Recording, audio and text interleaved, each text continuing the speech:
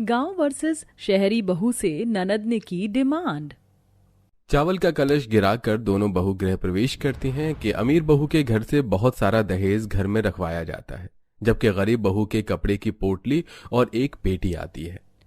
ओ भाई, वो देखो तो जरा किंजल भाभी कितना कुछ दहेज में लेकर आई हैं।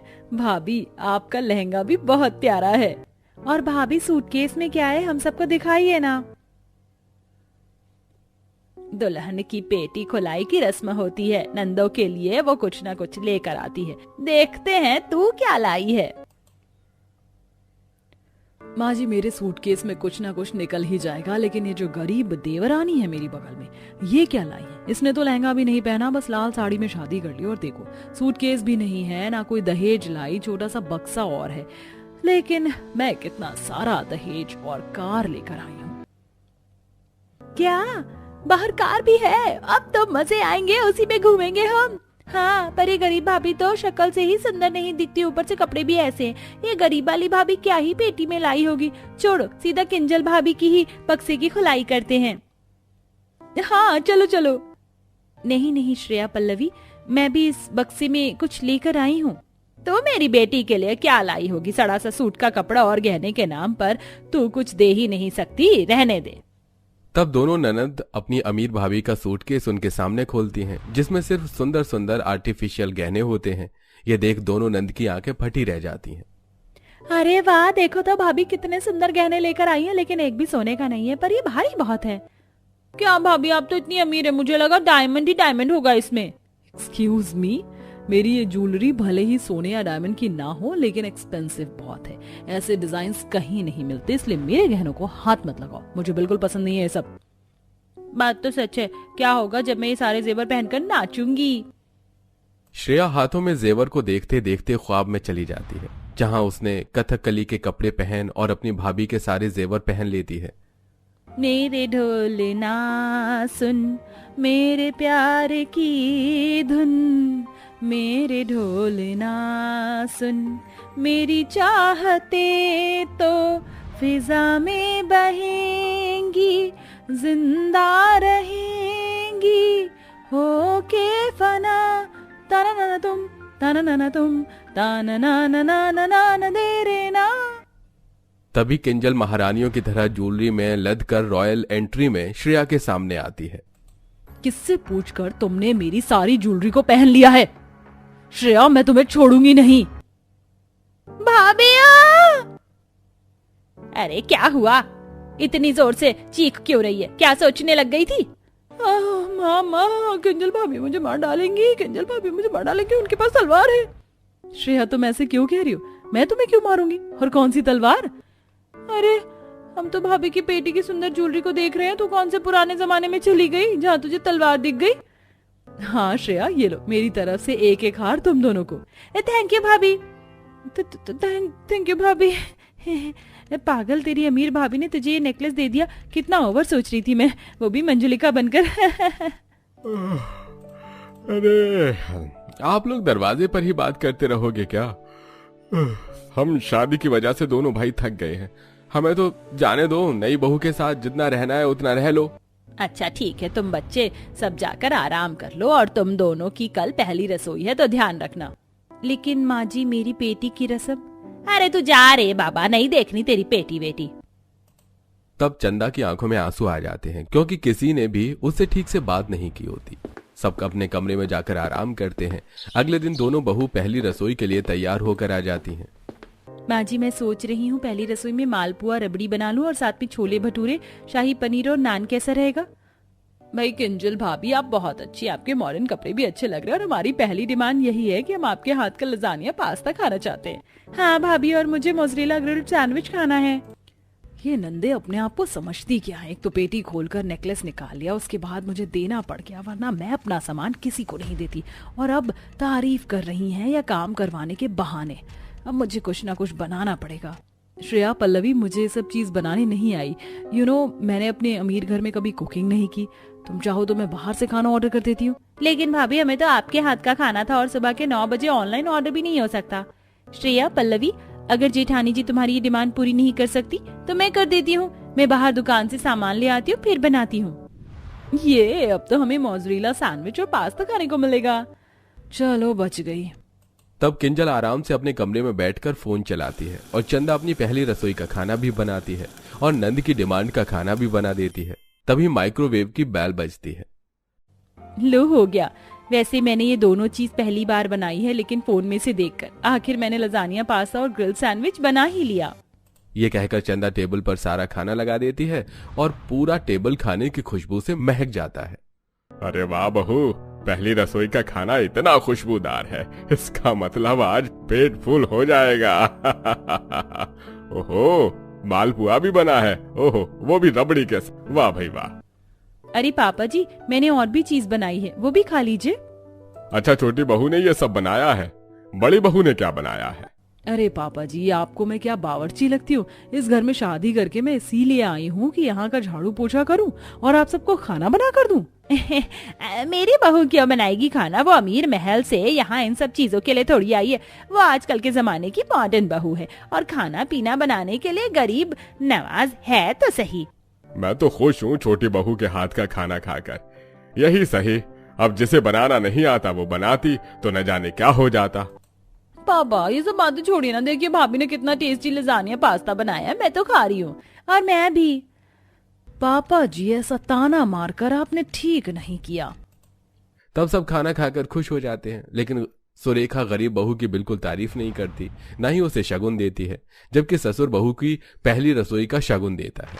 अब धीरे धीरे दिन गुजरते हैं। सुरेखा अपनी गरीब बहू से घर का पूरा काम करवाती, कपड़े धुलवाती, बर्तन साफ करवाती है, लेकिन अपनी अमीर बहू को कुछ नहीं कहती। वो बस अपने मॉडर्न कपड़ों में क्लब जाती है और एसी रूम में बैठी रहती है। एक दिन दोनों नंद किंजल के कमरे में जाती हैं, जहां वो अपने चेहरे पर मेकअप लगा रही थी। भाभी, हमें अपनी फ्रेंड के घर जाना है, वहाँ उसकी बर्थडे पार्टी है। क्या आप हमें ड्रेस दे सकती हैं? आपके पास बहुत अच्छे अच्छे ड्रेस का कलेक्शन है। भाभी, एक ड्रेस मुझे भी दे देना, वरना एक बहन अच्छी लगेगी दूसरी नहीं। लेकिन पल्लवी, श्रेया, मेरे साइज के कपड़े तुम्हें नहीं आएंगे, वरना मैं तुम्हें दे देती। आई बड़ा, मेरे महंगे कपड़े पहनने वाली। अरे भाभी, आप चिंता मत करो, गरीब वाली भाभी सिलाई मशीन चला रही थी, वही कर देंगी। भाभी, आपको बुरा ना लगे तो हम आपकी ड्रेस देख लेते हैं। ये कहकर दोनों लालची नंद किंजल का कबर्ड खोलकर खुद कपड़े निकाल कर ले आती हैं, फिर चंदा से ड्रेस की फिटिंग करवाकर पहन लेती हैं।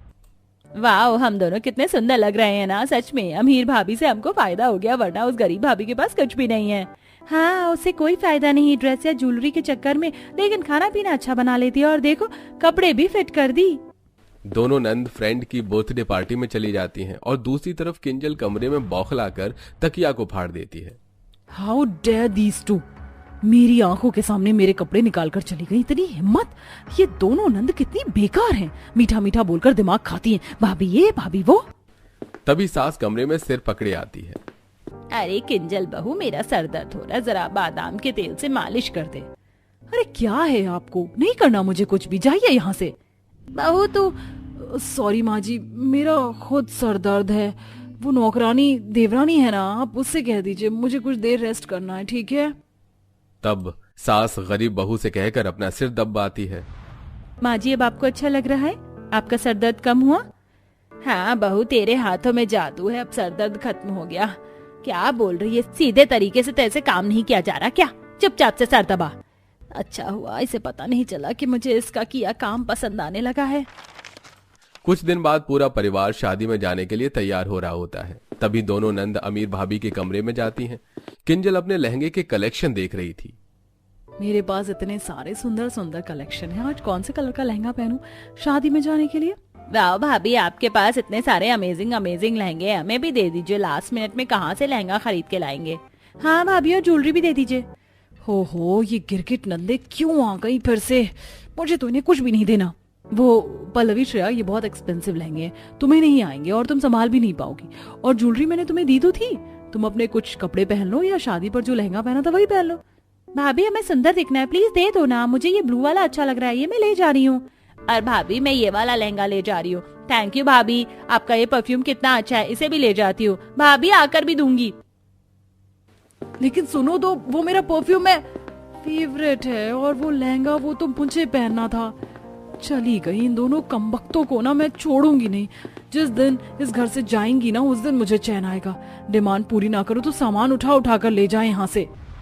फिर किंजल तैयार होती है, वहीं दूसरी तरफ गरीब बहू भी अपनी पुरानी साड़ी में स्टाइल कर लेती है और दोनों नंदे भी तैयार हो जाती हैं। आधे घंटे में ही पूरा परिवार कार में बैठकर शादी के फंक्शन में पहुंच जाता है, जहां फोटोग्राफर दोनों नंदों की फोटो लेता है। अरे वाह, आप दोनों का लहंगा तो इस पूरी शादी में सबसे ज्यादा अच्छा लग रहा है। मैम, थोड़ा और पोज दीजिए। ये ठीक है, और ये भी। ये लो, एक ऐसे पोज में भी फोटो क्लिक करो। बदतमीज नंदे, मेरा परफ्यूम, मेरी ज्वेलरी मेरे लहंगे में खुद वाहवाही पा रही हैं। बहू, तेरे दिए लहंगे की वजह से सब लोग मेरी दोनों बेटी की बहुत तारीफ कर रहे हैं, शुक्रिया। अरे माँ जी, ये कहकर मुझे शर्मिंदा मत कीजिए, आखिर ये दोनों भी तो मेरी बहनें जैसी है ना। शुक्र कीजिए मैं अमीर हूँ तो मेरी कार में आप लोग बैठकर भी आ गए और नंदू की तारीफ हो गई, वरना गरीब बहू की वजह से आप ये दिन कभी नहीं देख पाती। ये तो बहू पर शुक्र है, ये गरीब चंदा आज के दिन अच्छी बनकर आई है। माँ जी, ये लीजिए, आपके घुटने में दर्द है ना, मैं आपकी प्लेट यहीं पर लेकर आ गई हूँ, खा लीजिए। हाँ ठीक है। देखो, मेरा लहंगा बहुत भारी है, मुझसे चला नहीं जा रहा। चंदा, तुम मेरे लिए भी खाना ले आओ, और गरीब भाभी हम दोनों के लिए भी ले आओ। ठीक है। चीटिंग खोर कहीं की लालची बंदरिया। भाभी, आप कुछ कह रही हैं क्या? नहीं तो, मैंने तो बस ये बोला कि पार्टी की डेकोरेशन कितनी अच्छी है। तब बेचारी उन सभी को बार बार खाना लाकर देती है, जिससे वो थक जाती है और लास्ट में खाना खाती है। दिन गुजरते हैं, दोनों लालची नंदों को अपनी दोनों भाभी से डिमांड रहती है, किसी से खाने की तो किसी से मेकअप और कपड़ों की। लेकिन अब किंजल उनसे चिढ़ने लगी थी, उन्हें मना कर देती है तो अपनी बेकार नकली चीज देती है। वहीं गरीब वाली से कभी पैसे लेती है तो कभी मनपसंद खाना बनवाती है। एक दिन, वो किंजल भाभी, आपकी कार से हमें फ्रेंड्स के साथ घूमने जाना है तो ड्राइवर को बोल दीजिए। नहीं, उस कार में बैठकर मुझे स्पा जाना है, मैं तुम्हें नहीं दे सकती, जाओ। ये कहकर किंजल कार में बैठकर चली जाती है, जिससे दोनों का मुंह उतर जाता है। फिर शाम को चंदा अपने लिए कुछ सामान लेने जा रही होती है तो दोनों नंद भी उसके साथ बाजार पहुंच जाती हैं और अपना सामान खरीदने लगती हैं। भाभी, हम दोनों को ये ड्रेस दिला दीजिए ना, लव इट। हाँ भाभी, और मुझे वो वाला न्यू डिजाइन डेनिम ड्रेस और वो लैक्मे के प्रोडक्ट्स भी। ठीक है। तब चंदा पल्लवी और श्रेया को उनका पसंदीदा ड्रेस, महंगे मेकअप प्रोडक्ट्स, ब्रेसलेट दिला देती है। फिर मोमोज भी खिलाती है। बेचारी के पास अपने खरीदने के लिए कुछ नहीं बचता।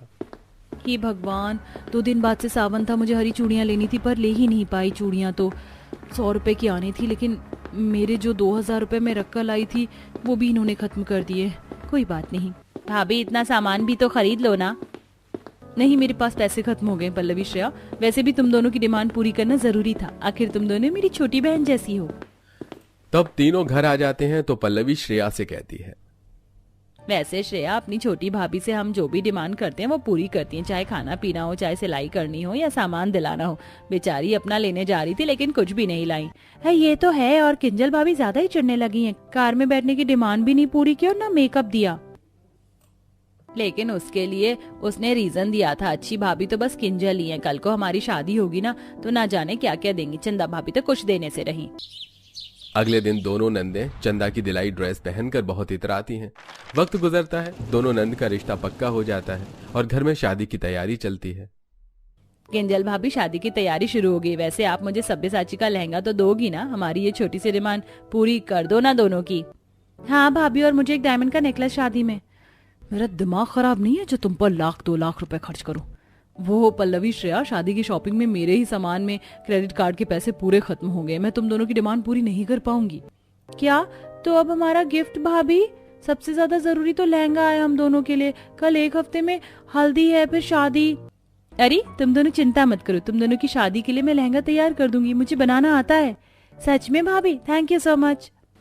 तब चंदा पूरा दिन बाजार में घूमकर लहंगा, हल्दी, मेहंदी तीनों के लिए अलग अलग कपड़े, नेट, स्टोन सब कुछ खरीद कर बनाना शुरू करती है और 1 हफ्ते में वो दोनों नंद की सारे फंक्शन की ड्रेस और लहंगा तैयार कर लेती है, साथ ही अपने कपड़े भी। फिर हल्दी वाले दिन दोनों नंद को हल्दी लगती है। अरे किंजल बहू, मैं तुझसे पूछना ही भूल गई, 2 दिन बाद उनकी शादी है, तूने इनके लिए क्या खरीदा है? लिटरली माँ जी, मुझे अभी बिल्कुल भी फुर्सत नहीं मिला उनके लिए कुछ भी खरीदने को। देना होगा तो शादी के बाद दे दूंगी जब घर आएंगी। बहू, टाइम निकाल कर ले लेती है उनके लिए कुछ, बाद में तो और ध्यान नहीं रहता। चल, तेरी दोनों नंद की शादी है, ठुमका लगा दे। माँ जी, ये फालतू की चीजें मुझसे नहीं होती। लेकिन माँ जी, मेरी दोनों नंद की शादी में मैं जरूर रंग जमाऊंगी। मेरे हाथों में 9 चूड़ियां हैं, थोड़ा ठहरो सजन मजबूरियां हैं, मिलन होगा अब एक रात की दूरियां हैं। अरे वाह सुरेखा, तेरी छोटी बहू ने कितने अच्छे से डेकोरेशन किए और सुना है कपड़े भी इसने खुद ही सिले अपनी नंद के और अपने। मजा आ गया। और नाच भी यही रही है। तेरी बड़ी बहू किसी काम की है या नहीं, या खुद को हीरोइन समझकर बस फैशन ही करेगी पूरी शादी में?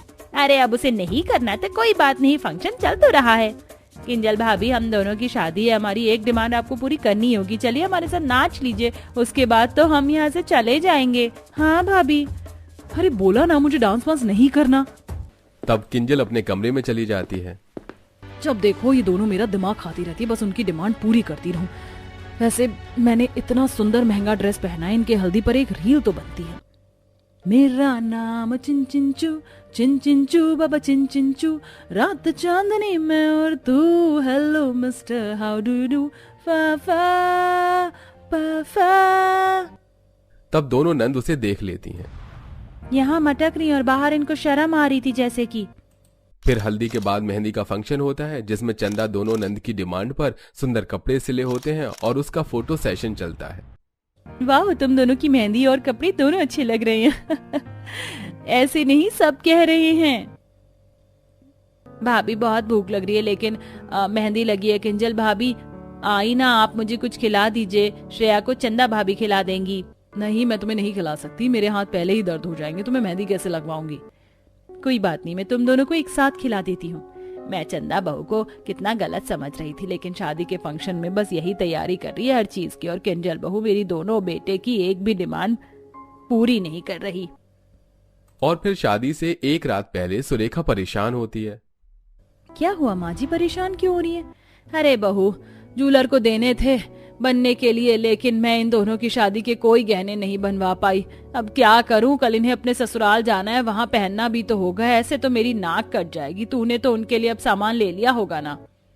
माँ जी, मैंने आपको बताया तो था मेरे पास उनके लिए कुछ भी नहीं है। हाँ, मेरी आर्टिफिशियल 2 सेट है, ये तुम दोनों रख लो। चंदा अपनी शादी की पेटी को उनके सामने खोलती है।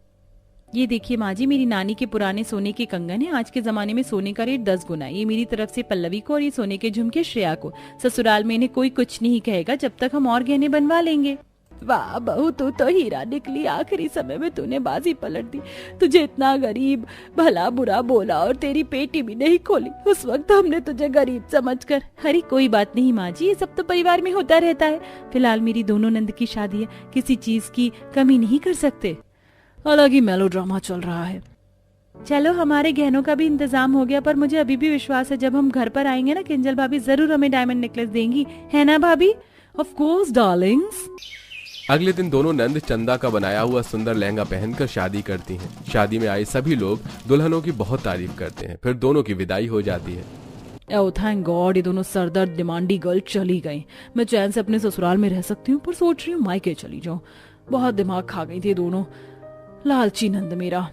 तू मेरी बेटी के बारे में ऐसा सोचती है? किंजल बहू, मुझे पता नहीं था। अरे चंदा बहू, तू रो क्यों रही है? माँ जी, आज मेरी दोनों छोटी बहन अपने ससुराल चली गई। अब मेरा मन कैसे लगेगा यहाँ पर?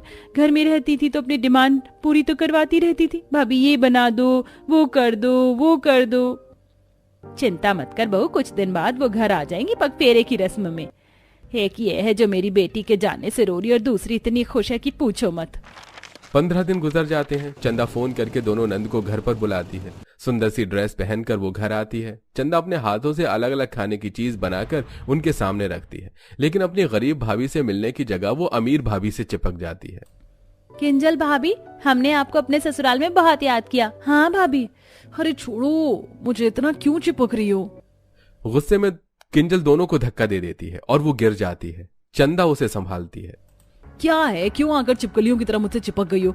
जब यहाँ पर नहीं थी तो मैं खुशी से रह रही थी, अब फिर आ गई। लेकिन याद रखना, मैं तुम्हारी अब कोई डिमांड पूरी नहीं करने वाली। भाभी, हम तो आपसे बहुत प्यार करते हैं और आपने हमें ये सिला दिया। श्रेया, पल्लवी, ये बात तुम मुझसे पूछो। तुम्हारे जाने के बाद चंदा कितना रोई है, लेकिन ये खुश थी। तुम्हारी शादी तक मेरी आंखें खुल गई थी कि इस घर की असली बहू सिर्फ चंदा बहू है, जो घर को संभालती है, जिन्होंने तुम्हारी सारी डिमांड पूरी करी, खाने पीने से लेकर कपड़े और तक की। लेकिन इसने कुछ नहीं किया। हाँ तो क्यों करूं, ये गरीब है तो सही हर डिमांड पूरी करने के लिए। भाभी, आप हमारे जाने के बाद रो रही थी, हमें याद कर रही थी, लेकिन आपने ऐसा क्यों किया? क्योंकि जिस भाभी को हमने प्यार किया उसने तो हमें चाहा ही नहीं, तो आपने क्यों? क्योंकि श्रेया, पल्लवी, तुम दोनों मेरी छोटी बहन जैसी हो। मायके में मैं शुरू से ही अकेले रही हूँ ना कोई भाई था ना कोई बहन, लेकिन यहाँ शादी के बाद मुझे तुम दोनों मिल गई। भाभी, आप हमें माफ कर दीजिए, हमने आपको जितना भी हर्ट किया। आप सच में सोने के दिल वाली हो, और जिसका सोने का दिल हो वो गरीब कैसे हो सकता है? इस तरह सास और दोनों नंद को गरीब बहू की अहमियत समझ आ जाती है। वहीं किंजल सिर्फ अपनी दुनिया में ही रहना पसंद करती है।